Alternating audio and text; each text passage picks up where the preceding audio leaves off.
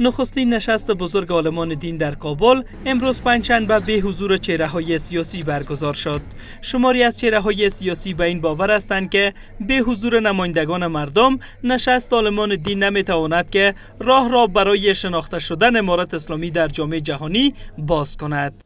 شخصیت‌های که تاثیرگذار هستند در عرصه‌های مختلف زندگی، اگه اینا اشتراک می‌کردن با یقین که یک راه خوب برای شورا می گرفت که او به نفع ملت افغانستان می بود و برای شناخت جامعه جهانی کمک بیشتر می کرد. مقام‌های بلندپایه حکومت پیشین به ویژه حامد کرزی، عبدالله، فضل هادی مسلمیار و شمار دیگر از چهره‌های سیاسی نیز به این نشست دعوت نشدند.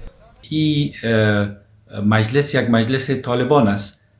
مشروعیتش هم برابر به خود طالبان است. تاجران، زنان، جوانان و از همه مناطق افغانستان و مکونات مردم افغانستان در این نشست برای تعیین سرنوشت کشور و رایزنی روی آینده افغانستان شرکت می‌کردند.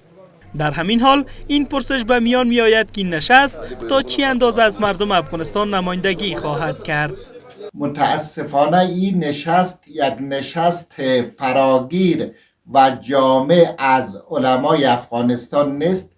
در این نشست بیشتر ملاها و علمایی شرکت کرده است که مرتبط با طالبان بوده است.